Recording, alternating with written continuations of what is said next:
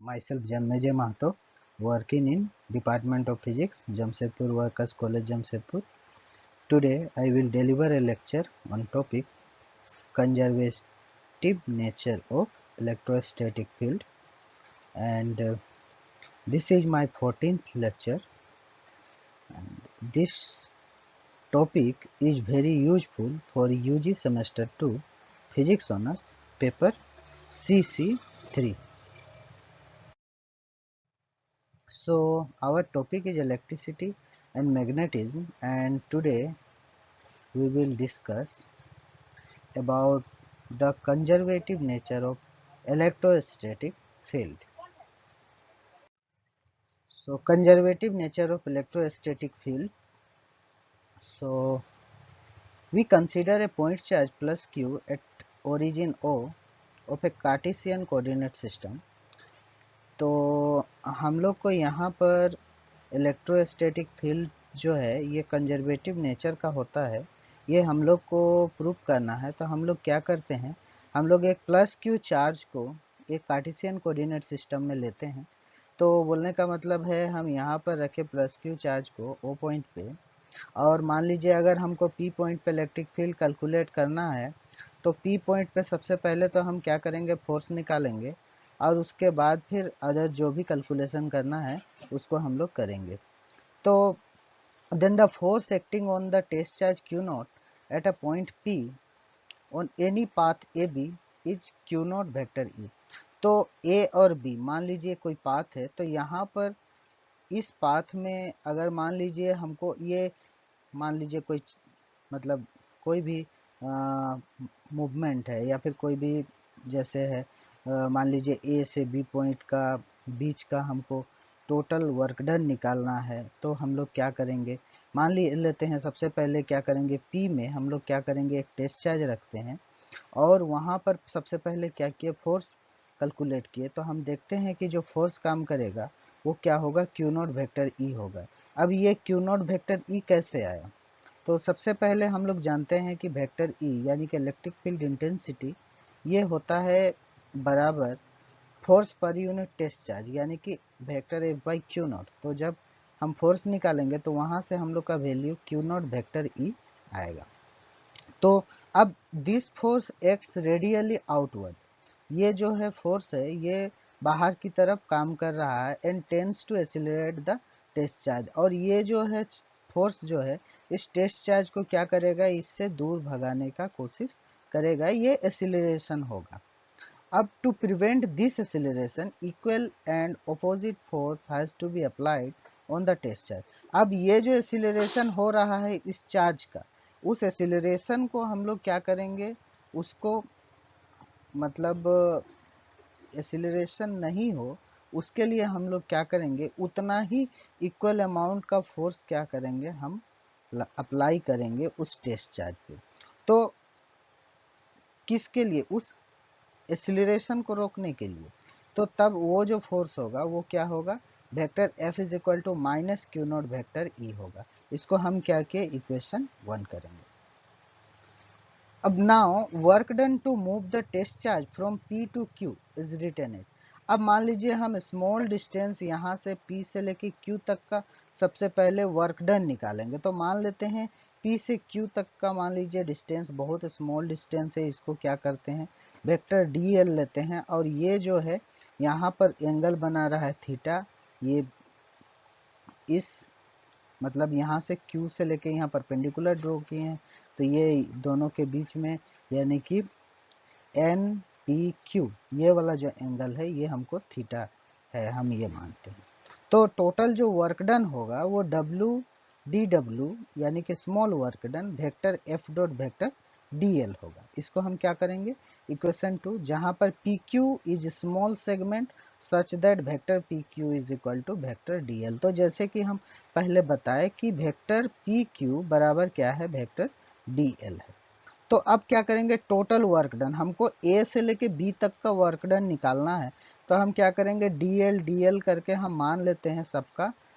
उसका small element इस path का, और सबको ऐड कर देंगे तो क्या होगा, हमको टोटल वर्क डन मिलेगा। तो जो भी हम लोग वर्क डन निकाले थे डी डब्ल्यू करके उसी को हम लोग अगर ऐड करते हैं तब हमको क्या होगा, वो वर्क डन मिलेगा। तो यानी कि बहुत स्मॉल करके ऐड करना है तो हम उसको इंटीग्रेशन भी लिख सकते हैं, तो वही चीज़ यहाँ किए हैं। सो द वर्क डन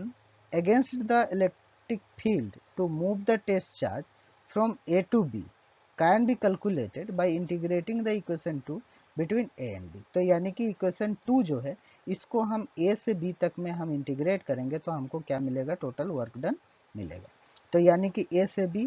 ये D W is equal to A to B vector F dot vector D L. अब ये जो वेक्टर एफ है, वेक्टर एफ का वैल्यू हम यहाँ से इक्वेशन 1 से निकाले हैं तो उसको यहाँ पुट कर देंगे तो हमको क्या मिलेगा, minus Q naught vector E dot vector D L A से बी। यानी कि ये क्या हो जाएगा, हम कहाँ से लिए, इक्वेशन 1 से लिए। तो इसी को ही हम क्या करेंगे, ये जो डी डब्ल्यू है ये वर्क डन यानी कि टोटल वर्क डन यानी कि इंटीग्रेशन हो जाएगा तो डब्ल्यू हो जाएगा, जिसको हम लोग डब्ल्यू लिखे। और ए से बी क्योंकि ये इंटीग्रेशन कर रहे हैं यहाँ पर ए से बी हम ऐसे ही लिख दिए।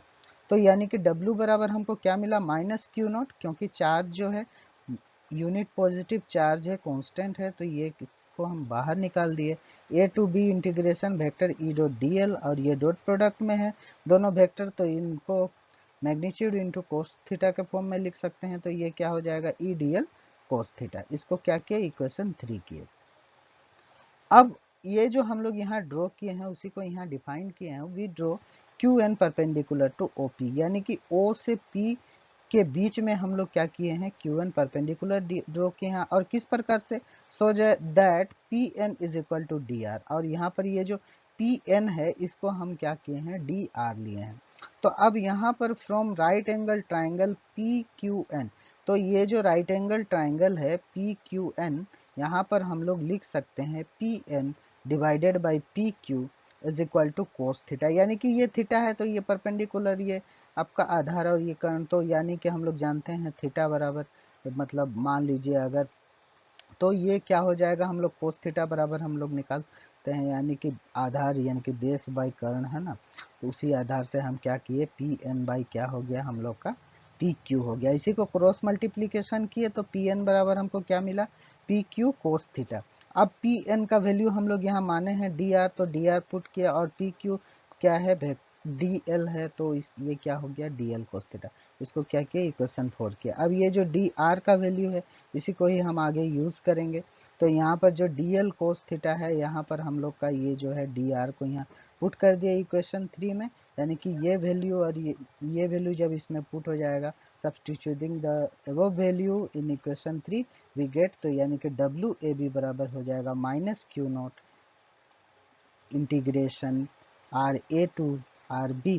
ई डी आर। तो इसको हम क्या, इक्वेशन 5 करेंगे, जहां पर where r A and r B are distances of points A and B from O, यानी कि ओ पॉइंट से ये जो ए का और बी का जो डिस्टेंस है इसको हम वेक्टर आर ए और वेक्टर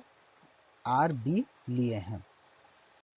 अब है now electric field at point P due to charges q is written as, अगर मान लीजिए कोई भी पॉइंट पी है वहाँ पर कोई चार्ज के चलते हम इलेक्ट्रिक फील्ड इंटेंसिटी कैलकुलेट करते हैं तो वो वैल्यू होता है E is equal to 1/4 epsilon naught Q by are square. इसको हम क्या किए, इक्वेशन 6 किए, और ये जो वैल्यू है इसी को ही हम एबव इक्वेशन जो भी प्रीवियस इक्वेशन हम लोग निकाले थे वहाँ पर हम लोग क्या करेंगे, इसको पुट करेंगे। Putting the above value in equation 5 we get WAB यानी कि work done is equal to minus Q naught, और ये इंटीग्रेशन आर ए से R B 1/4 epsilon naught Q by are square, E के वैल्यू पुट हो गया, और ये डी आर। तो अब क्या हो जाएगा, यहाँ पर ये क्यू नॉट और क्यू दोनों चार्ज जो है ये सेम है, तो मतलब सेम बोलने का मतलब मैग्नीट्यूड ये लोग का नहीं बदल रहा है, यानी कि कांस्टेंट है, बाहर निकाल दिए। 4 एप्सिलॉन नॉट भी कांस्टेंट हो गया, इसको भी बाहर निकाल दिए, अंदर में बचा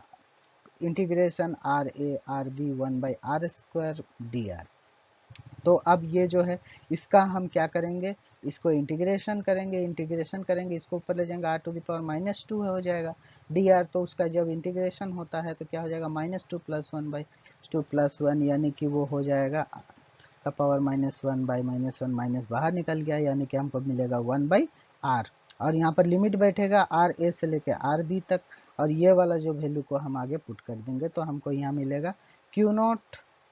Q by 4 pi epsilon naught 1 by R B minus 1 by R A. तो ये जो हो गया हम लोग का ये वर्क डन हो गया, और ये जो वर्क डन है वो किसके बराबर है, इसके बराबर, यानी कि हम लोग लिख सकते हैं W A B is equal to minus Q naught are,